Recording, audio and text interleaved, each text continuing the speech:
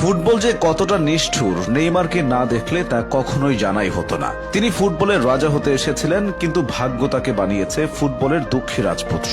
নেইমারকে ছাড়া ব্রাজিল রংহীন, আসলে তাকে ছাড়া ফুটবলটাই রংহীন। নেইমার ইনজুরিতে পড়েন, ফিরে এসে আবার ইনজুরিতে পড়েন, আবার ফেরার চেষ্টা করেন, এভাবেই কেটে গেল 10টা বছর। নেইমার ভক্তরাও শিখে গেছেন অপেক্ষা কাকে বলে, আক্ষেপ কাকে বলে।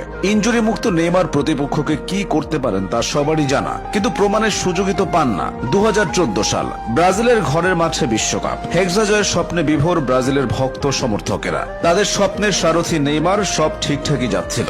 কোয়ার্টার ফাইনালে কলম্বিয়ার মুখোমুখি হয় ব্রাজিল। ম্যাচ জিতে সেমিফাইনাল নিশ্চিত করে সেলেসাওরা। তবে অন্ধকার অনিশ্চয়তায় চলে যায় তাদের যুবরাজ নেইমারের ভবিষ্যৎ। ম্যাচ জয়ে সেদিন আনন্দ উল্লাস হয়নি, বরং বিষাদের বর্ষণে ভিজেছিল সমর্থকেরা।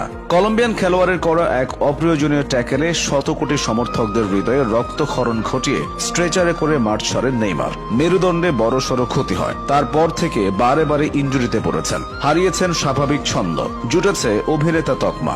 রাজপুত্র থেকে রাজা হওয়া হলো না। নেইমার সম্ভবত বিশ্বের একমাত্র ফুটবলার যিনি কিনা টানা 3টা বিশ্বকাপ ইনজুরি নিয়ে খেলেছেন। 2014 বিশ্বকাপের ভয়াবহতা ভুলে 2018 সালের বিশ্বকাপে এসে আবারও দুঃসংবাদ পান নেইমার। এই বিশ্বকাপে তিনি পুরোপুরি ফিট ছিলেন না। তার উপর প্রতিপক্ষ খেলোয়াড়ের ট্যাকেলের পর বারবার মাঠে ড্রাইভ দেওয়া নিয়েও সমালোচনার শিকার হন। এরপর আসে কাতার বিশ্বকাপ, এবারও ইনজুরির হানা। তবুও ক্রোয়েশিয়ার বিপক্ষে নেইমার সেরাটা দিয়েছিলেন। বারবার প্রতিপক্ষের রক্ষণে ত্রাস ছড়িয়েছেন, গোলকিপারকে কাটিয়ে দুর্দান্ত গোলও করেন। তখন কে ভেবেছিল কয়েক মিনিট পরই আরো একটি দুঃখের গল্প রচিত হবে?